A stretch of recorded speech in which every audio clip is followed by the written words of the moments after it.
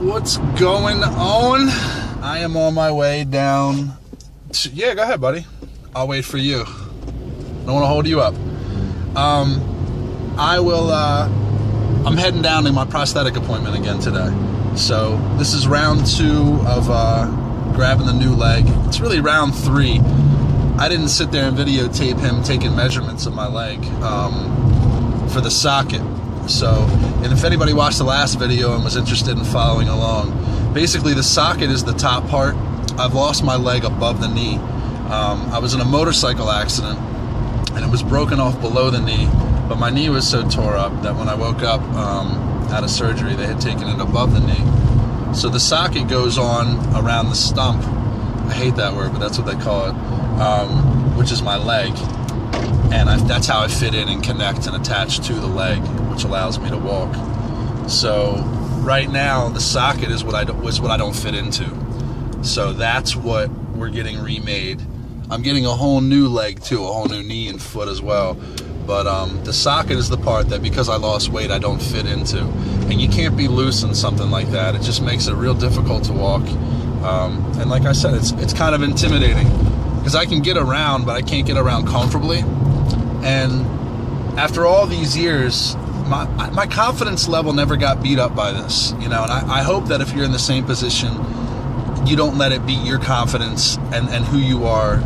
Don't let who you are change either, because the truth is there's like intimidating days, and there's days where there's a little bit of pain, where you know, and there's days where there could be a lot of pain for people. But when you stay positive and you just keep true to just living your life and not being down on what holds you back, trust me, it does a lot for you. It's going to keep you a lot happier.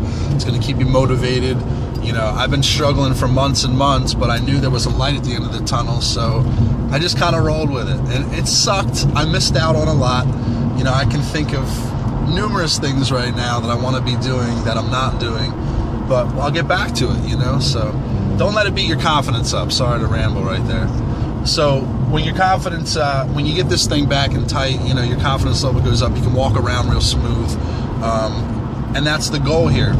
The goal is just to get me refitted. As you get older, your body changes, and you need a prosthetic to keep up with it. So I'm excited. I'm heading down there right now, and we're going to find out what's going on with round 2, so to speak. It was really uncomfortable last week, so I'm not feeling great about it. They were going to heat and flare some things out away from my body that to put a little bit less pressure on me, and I'm looking forward to that. I'm hoping that when I put that thing on today, it doesn't just feel weird like it did last week. But this is the beginning, and I'm going to film as much as I can, and we'll see what we get.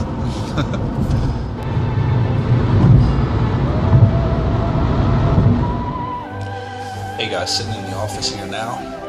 Same process as last week's vlog. The test socket is a lot more comfortable now, but it's still tight in a few small places. And basically what I was told is that this thing should feel comfortable at this point for me. So I got to get to a point where when I'm standing on it and putting my weight left and right, everything feels like smooth and comfortable, as if when I'm going to take a step, it's not pinching me somewhere or too tight somewhere. So they're able to just keep working the test socket and heating it and flaring it out or cutting it down here and there before they make a permanent one. So it's working itself out real good. Just making some small adjustments now. Not the most exciting thing to put on film, but I figured I'd keep you guys up to date. There you go. There's not something you see every day. My old leg just sitting on the floor while I sit here and wait for the new one.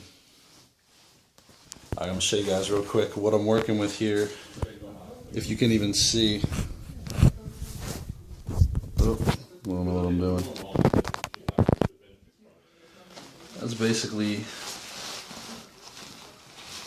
the test socket right there. If you guys can see, I'm strapped into it. And they're just fitting everything up here. Around the back side there for me. And you see the bottom looks like a plunger, because it's just here for testing purposes. There's no knee on this, so I can't really walk. It's all funny. Actually, that makes me laugh, seeing it move around like that even.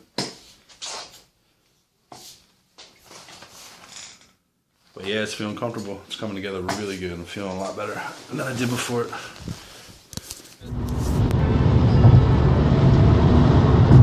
Back home now, and as I'm looking over the footage and doing some editing, I thought this would be a good time to pretty much break down a couple parts for those that are really interested about this process and new to it.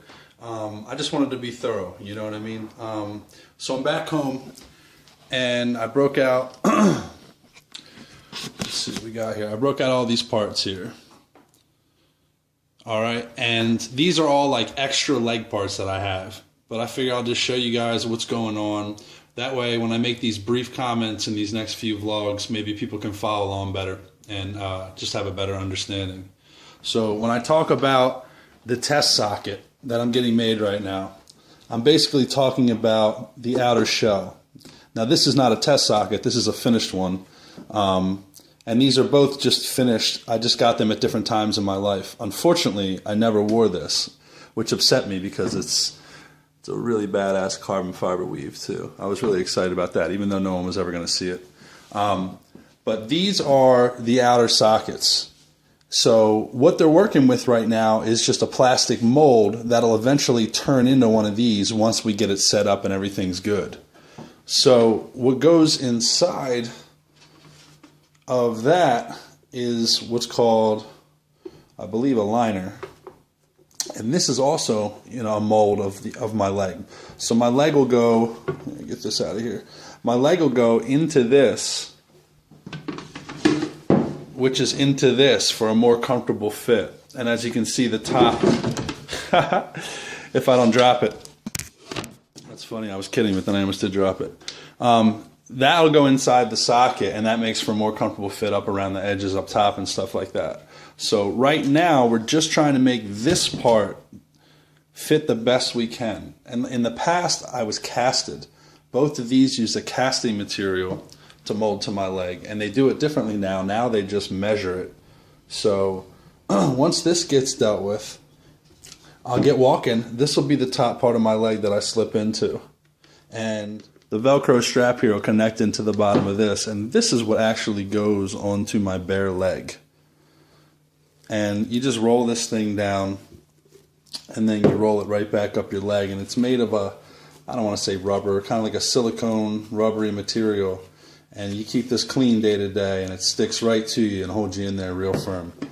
So that will go inside the socket, and I'll pull the Velcro strap through the bottom here, up around here, and that's how I get attached to my leg.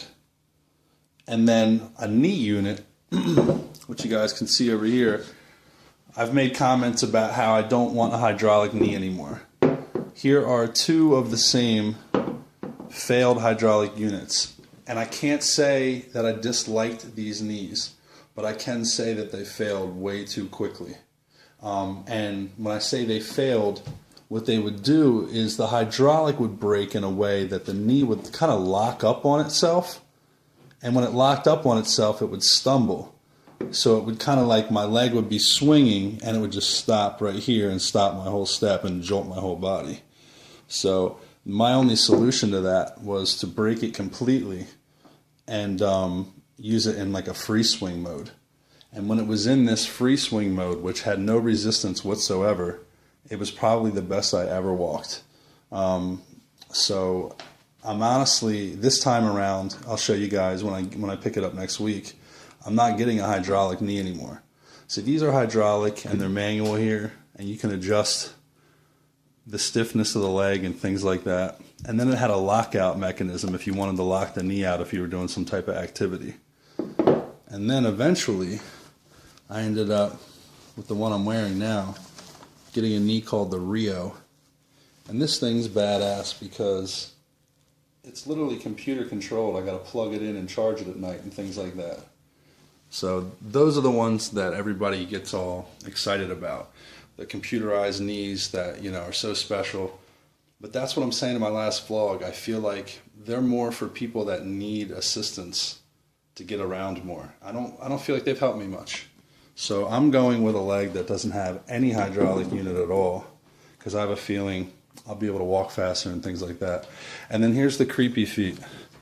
And I say creepy because I hate when they try to make it like I'd much rather have this than the peach color. It looks like it's trying to be my skin or something. I like the machine looks and stuff like that. And then you see this, and they put these fake molded veins, and I don't know. I'm not even trying to be mean. It's just weird to me. So these are the feet, and here's another one. This one I never wore. It came with this leg and this leg.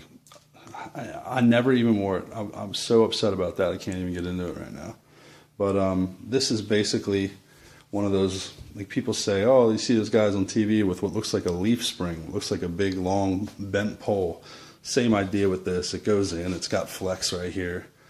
Just not as drastic. So here's all the junk that sits in my closet.